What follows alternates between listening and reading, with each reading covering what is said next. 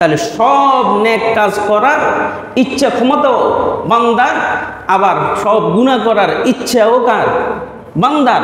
তৌফিক হলো শুধু আল্লাহ তাআলা।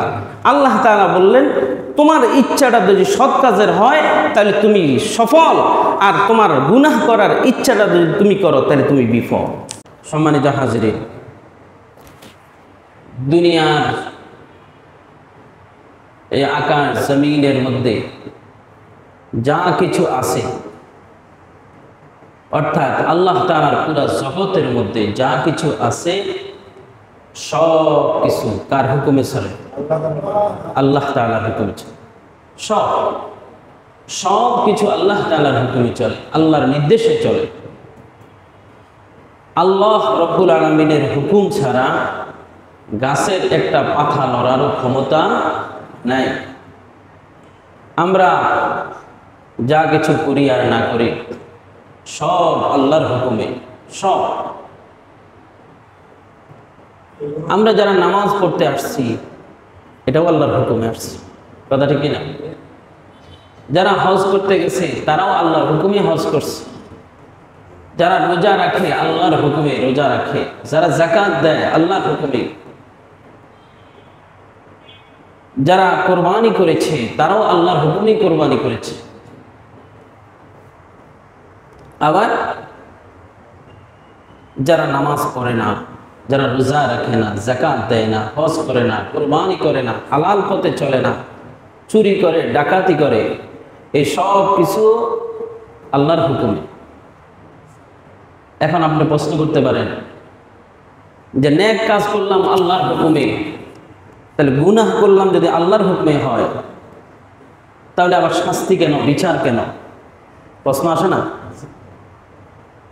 একজন চুরি করলো, সে বললো যে আমার ক্ষমতায় তো চুরি করি নাই, আল্লাহ আমাকে তৌফিক দিছে, আমি চুরি করছি, তাহলে আমার দোষ কোথায়? একজন মসজিদে আসে নাই, সে যদি বলে যে আমি তো আসি নাই, আল্লাহ আমাকে নেয় নাই, এই জন্য আমি আসি নাই। অর্থাৎ দুনিয়াতে যত ভালো কাজ হয় সেটাও আল্লাহর হুকুমে, খারাপ কাজ হয় সেটাও যদি আল্লাহর হুকুমে হয় তাহলে বিচার কেন? যেমন নাস্তিকরা বলে থাকে যে আমরা যত গুনার কাজ করি এগুলো সব তো আল্লাহর হুকুমেই হয়, আল্লাহর হুকুমে যেহেতু গাছের একটা পাতাও নড়ে না, তাহলে সব আল্লাহর হুকুমে করতেছি, তাহলে আমরা অপরাধী হলাম কেন? এই প্রশ্নের উত্তর বোঝার জন্য, আমাদের এই প্রশ্নের উত্তরটি বোঝানোর জন্য আজকে সূরাতুল আহজাব ৭২ নম্বর একটি আয়াত আপনাদের সামনে আমি তেলাওয়াত করেছি। খুব মনোযোগ সহকারে শুনবেন, তো ইনশাআল্লাহ বুঝবেন যে আসলে নেক কাজ করলে সেটাও আল্লাহর হুকুমে, গুনাহ করলে সেটাও আল্লাহর হুকুমে, কিন্তু নেক কাজ করলে সে আল্লাহর প্রিয় হয়ে যায়, আর গুনাহ করলে সে অপরাধী হয়। কিভাবে এটা বুঝতে পারবেন ইনশাআল্লাহ। সম্মানিত হাজিরিন, আল্লাহ তাআলা আকাশ, জমিন, পাহাড়, পর্বত সব কিছু সৃষ্টি করার পর মানব সৃষ্টির আগে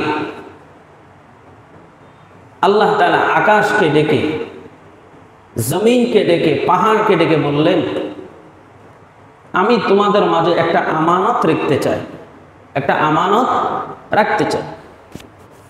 কি আমানত? মুফাসসিরে কেরাম বিভিন্নভাবে ব্যাখ্যা দিয়েছে। এই আমানত থেকে তাফসীরে কুরতুবীতে লেখে, আমানত থেকে উদ্দেশ্য হলো নামাজ, রোজা, হজ, যাকাত, তাসবিহ, তাহলিল, হালাল, হারাম, এই সবগুলা আল্লাহ তাআলা আকাশ, জমিন এবং পর্বতমালাকে দিতে চেয়েছেন।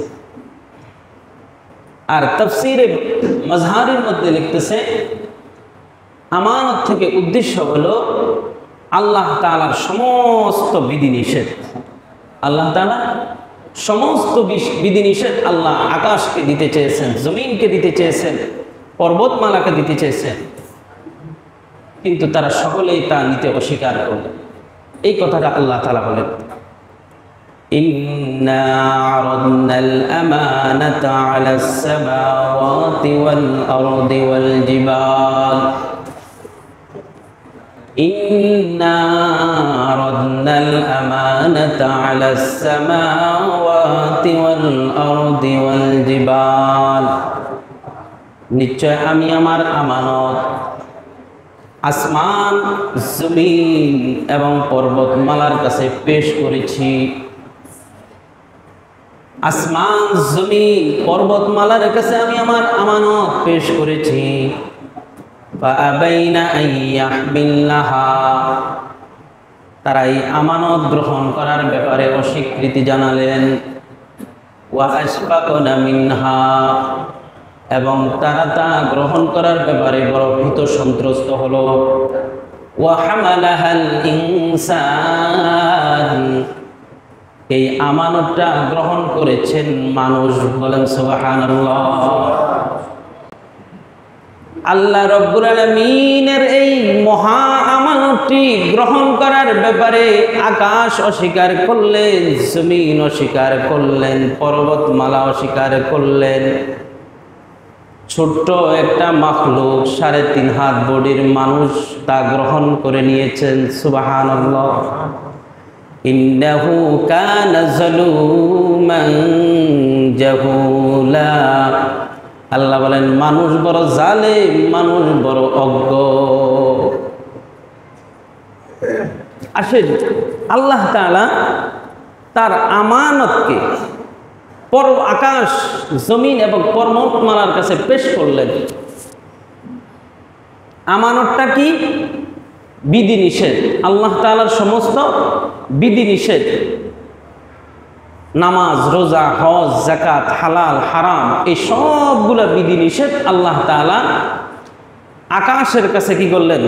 প্রস্তাব পেশ করলেন, তোমরা গ্রহণ করো। জমিনের কাছে প্রস্তাব পেশ করলেন, পর্বতমালার কাছে প্রস্তাব পেশ করলেন। এখন প্রশ্ন হলো, আকাশ, জমিন, পর্বতমালা এগুলো হলো গায়রে জিরু, প্রাণহীন একটা জড় বস্তু। জড় বস্তু, যে জড় বস্তু, প্রাণহীন জিনিসের কাছে আল্লাহ তাআলা তার আমানত গ্রহণ করার প্রস্তাব করার মানিটা কি? প্রশ্ন আসে না? আমি যদি এই মিম্বারকে বলি কতক্ষণ বসে বসে ওয়াজ করি, সে শুনবে কিছু? কি বলেন? আমি যদি বলি আমার জন্য এক গ্লাস পানি নিয়ে আসো, এটা কি ঠিক হবে? এটা জড় বস্তু না? প্রাণহীন জড় বস্তুর কাছে একটা প্রস্তাব দেওয়ার মানিটা কি? মুফাসসিরিন কেরাম বলেন যে আমরা আকাশ, জমিন এবং পর্বতমালাকে জড় বস্তু মনে করতেছি, প্রাণহীন জড় বস্তু মনে করতেছি। আসলে কিন্তু আসমান, জমিন, পর্বতমালা এগুলা জড় বস্তু নয়, প্রাণহীন নয়, এগুলোও আল্লাহ তাআলার একটা মাখলুক সৃষ্টি। সুবহানাল্লাহ। আসমান, জমিন, পর্বতমালা এদেরও প্রাণ আছে, এরাও আল্লাহ তাআলার নির্দেশেই চলে, এরাও আল্লাহ তাআলার হুকুমে। যদি না চলতো তাহলে কুরআনুল কারীমের মধ্যে আল্লাহ তাআলা বলেছেন, ইউসাব্বিহু লিল্লাহি মা ফিস সামাওয়াতি ওয়াল আরদ, ইউসাব্বিহু লিল্লাহি মা ফিস সামাওয়াতি ওয়াল আরদ, নবমণ্ডল এবং ভূমণ্ডলে যা কিছু আছে সব আল্লাহর তাসবিহ আদায় করে। সুবহানাল্লাহ।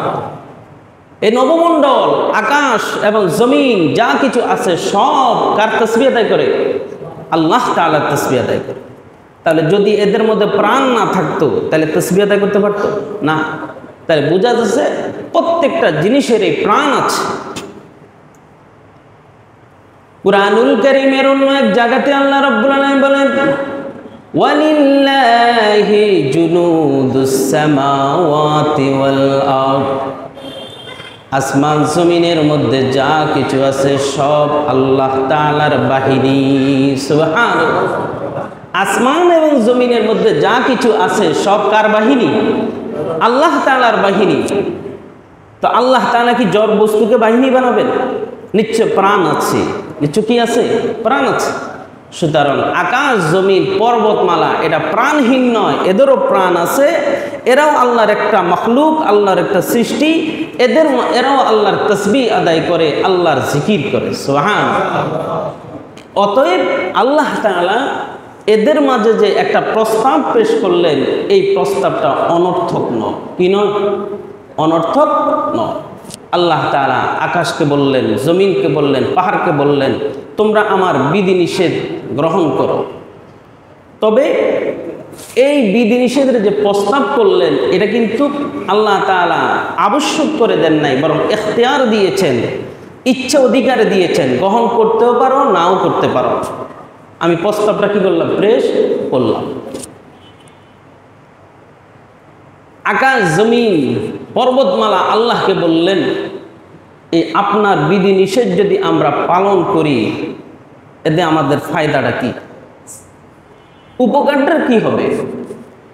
আল্লাহ তাআলা বলেন, যদি আমার বিধিনিষেধ পালন করো তাহলে আমি আল্লাহ তোমাদের উপর সন্তুষ্ট হয়ে যাব। সুবহানাল্লাহ। আর যদি এবং সন্তুষ্ট হওয়ার বিনিময়ে আমি মহা পুরস্কার তোমাদের জন্য রেখে দিয়েছি। সুবহানাল্লাহ। তারা আবার প্রশ্ন করলেন যে আমরা যদি আপনার বিধিনিষেধ যদি পালন না করি তাহলে কি হবে? তখন আল্লাহ তাআলা বললেন, যদি আমার বিধান যদি তোমরা না মানো তাহলে তোমাদের উপরে আমার ক্রোধ রাগান্বিত হব, ফলে তোমাদের জন্য রয়েছে মহা তিরস্কার, বড় শাস্তি। আল্লাহর বিধান মানলে পুরস্কার, আর না মানলে তিরস্কার। পুরস্কারটাও যেমন মহান, আবার আল্লাহর তিরস্কারটাও, শাস্তিটাও কিন্তু অনেক মহান। এটা সাধারণ কোনো না। আকাশ, জমিন, পর্বতমালা ভয় পেয়ে গেলেন যে মানলে তো ভালো, কিন্তু যদি না মানতে পারি তাহলে তো বড় বিপদ। সুতরাং আমাদের পুরস্কারেরও দরকার নাই, তিরস্কারেরও কি নেই, প্রয়োজন নাই। যেমনি আছি এমনি থাকি। আমাদের জান্নাতেরও প্রয়োজন নাই, জাহান্নামেরও প্রয়োজন নাই। আমরা যতদিন আল্লাহ আমাদের অস্তিত্ব রাখবে ততদিন আমরা আল্লাহর তাসবিহ আদায় করে যাব। সুবহানাল্লাহ। তাহলে বিধি নিষেধের, বিধিবিধানের প্রস্তাবটা আকাশ, জমিন এবং পর্বতমালা গ্রহণ করলেন নাকি প্রত্যাখ্যান করলেন? প্রত্যাখ্যান করলেন। এরপরে আল্লাহ তাআলা দীর্ঘকাল পরে আদম আলাইহিস সালামকে সৃষ্টি করলেন। আদম আলাইহিস সালামকে সৃষ্টি করার পরে আল্লাহ তাআলার সেই প্রস্তাব, বিধিনিষেধ গ্রহণের প্রস্তাবটা আদমের সামনেও পেশ করলেন। সুবহানাল্লাহ। আদমের সামনে যখন পেশ করলেন, আদম আলাইহিস সালাম বললেন, আল্লাহ, আপনার বিধান যদি মানতে পারি তাহলে জান্নাত, আর যদি না মানতে পারি তাহলে জাহান্নাম। তবে আমার পক্ষ থেকে আপনার কাছে একটা প্রশ্ন। কে বললেন? আদম আলাইহিস সালাম বললেন। কাকে বললেন? আল্লাহ তাআলাকে বললেন। আল্লাহ বললেন, কি প্রস্তাব, কি প্রশ্ন? আদম আলাইহিস সালাম বললেন, আপনার বিধিনিষেধ মানার মতো আপনি শক্তি দিবেন কিনা। সুবহানাল্লাহ। আপনি যে আমাদেরকে নামাজ পড়ার নির্দেশ দিবেন, এটা পড়ার ক্ষমতা দিবেন কিনা, শক্তি দিবেন কিনা? রোজা রাখার নির্দেশ দিবেন, রোজা রাখার মতো ক্ষমতা দিবেন কিনা? হজ করার নির্দেশ দিবেন, হজ করার মতো ক্ষমতা দিবেন কিনা? যাকাত দেওয়ার মতো নির্দেশ করবেন, যাকাত দেওয়ার শক্তি দিবেন কিনা? কোরবানি করার নির্দেশ দিবেন, কোরবানি করার মতো শক্তি দিবেন কিনা? হালাল পথে চলার জন্য নির্দেশ দিবেন, হালাল পথে চলার মতো শক্তি দিবেন কিনা? হ্যাঁ, হারাম থেকে বাঁচার জন্য নির্দেশ করবেন, এই হারাম থেকে বাঁচার জন্য আপনি শক্তি দিবেন কিনা? এই প্রস্তাবটা করলেন কে? আদম আলাইহিস সালাম। কাকে করলেন? আল্লাহ তাআলাকে।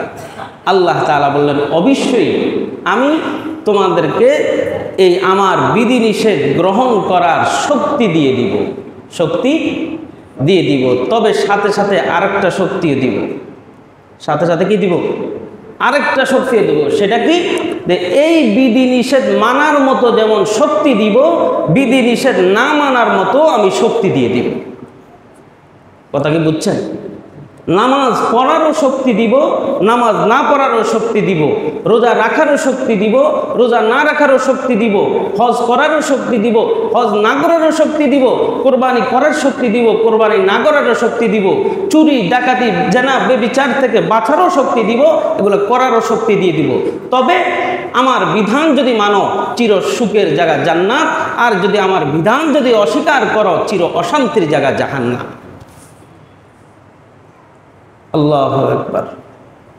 মানুষ বললেন, আদম আলাইহিস সালাম বললেন, আমি প্রস্তাব গ্রহণ করলাম। সুবহানাল্লাহ বলে। আল্লাহর এই আমানত, এই বিধি নিষেধের আমানত আদম আলাইহিস সালাম কি করলেন? গ্রহণ করলেন।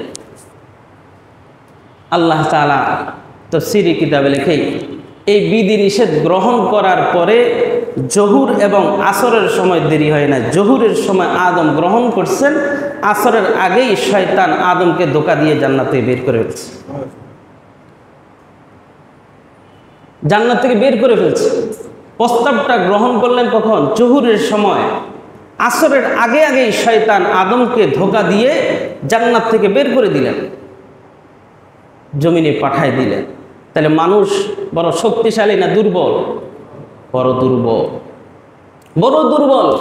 আল্লাহ তাআলা বলেন, মানুষ এই প্রস্তাবটা গ্রহণ করার সাথে সাথেই আল্লাহ তাআলা বললেন, ওয়া হামালাহাল ইনসান ইন্নাহু কানা যালুমান জাহুলা। নিশ্চয় এ মানুষ বড় জালেম এবং জাহেল। এত দুর্বল একটা মাখলুক, এত মহা বিশাল একটা প্রস্তাব তারা গ্রহণ করে নিয়েছে। গ্রহণ করার পরেই এরা যে যারা অমান্য করবে, বিধানকে অমান্য করে জাহান্নামী হবে, এর জন্য তারা নিজেদের উপরে নিজে জুলুম করলো। আর জাহেল মানে অজ্ঞ, এরা আসলে এত বিশাল বড় এই বিধান আমানতটার গুরুত্ব তারা বুঝে না, এই জন্য গ্রহণ করে নিয়েছে। এই জন্য আল্লাহ তাআলা বললেন, ওয়া হামালাহাল ইনসান ইন্নাহু কানা যালুমান জাহুলা। মানুষ বড় জালেম এবং মানুষ বড় অজ্ঞ। কোন কোন মুফাসসিরিন কেরাম বলেন যে এটা আসলে আল্লাহ তাআলা বড় আদর করে বলছে, মহব্বত করে বলছে, মহব্বত করে বলছে। এটা কিন্তু বকা দেয় নাই, আসলে জালেম বলে নাই, আসলে জাহেল বলে নাই, বড় মহব্বত করে বলছে। অনেক সময় বড় ছেলেকে বড় একটা বোঝা বহন করার জন্য বাবা যখন বলে, বড় ছেলে যদি গ্রহণ না করে, ছোট ছেলে যে আব্বু আমার মাথায় দেন, আমার মাথায় দেন, তখন বাবাই কিন্তু ছোট ছেলের ধমক দেয়। দেয় কি দেয় না? হাই দুষ্ট জানি কথা, তুই পারবি নাকি এটা? এরপরে ছেলে বলে যে না দেন, আমাকে দেন, আমি পারবো। তো বাবা কি করে? এই বোঝাটা তার মাথার উপরে দিয়ে ধরে রাখে। কথা ঠিক কিনা? এরকম করে কি না?